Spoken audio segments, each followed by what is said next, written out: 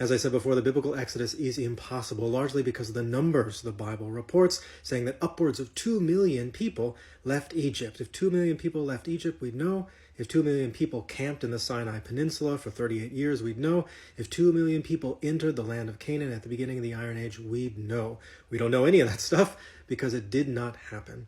So one of the first things that people do when they want to try to argue for an alternative version of the Exodus is they try and get this 2 million number down as much as they possibly can. The lower they can get that number, the less impossible the story becomes. You can get it down to 200,000, that's a little bit better. That's still not plausible, but if you can get it down to 20,000, maybe this is possible then. And this is what the evangelical Egyptologist Kenneth Kitchen argues in his book on the reliability of the Old Testament. Only 20,000 people left Egypt on the Exodus. Well, how do people argue this? Well, let me explain.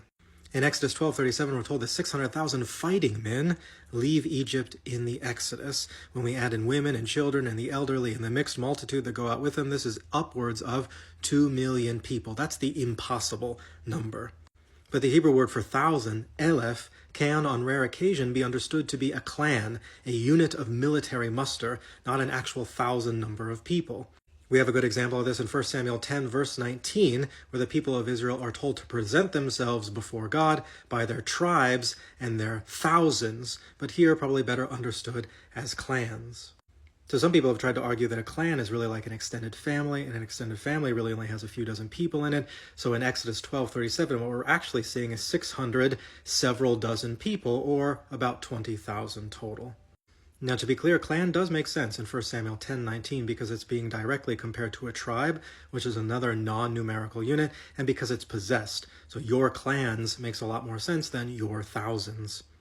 The problem is that Exodus 12:37 is not the only time we see this 600,000 number. We also see it following a census in Numbers 26, verse 51. There it's 601,730. And in Numbers 26, it's not a nice round number. It's not 600 clans. In order to say the number in Numbers 26 with clans, you'd have to say something really awkward like 600 clans and one clan and 730 people, and that doesn't make any sense.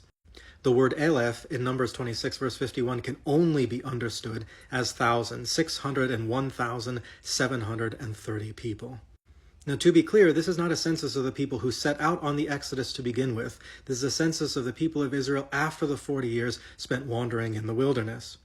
So somebody could try and make the shallow argument that perhaps 20,000 or some other small number of people set out on the Exodus, and then they just somehow became this much larger number over the course of their wilderness experience. But that's a terrible argument for a couple reasons. For one, even if that were the case, we should still have good archaeological evidence of there being 2 million people camped out in the Sinai Peninsula when this census was relevant, and evidence of 2 million people entering the land of Canaan in the conquest thereafter. And we don't, so those parts would still be impossible. And it's also a bad argument because there's no way for 20,000 people to become 2 million people in the course of 40 years. Women can do a lot of amazing things. That's not something women can do. If you want to argue for an alternative version of the Exodus, it's a much better idea to just ignore the numbers in the Bible entirely, say only a couple hundred people participated, and then call it a day.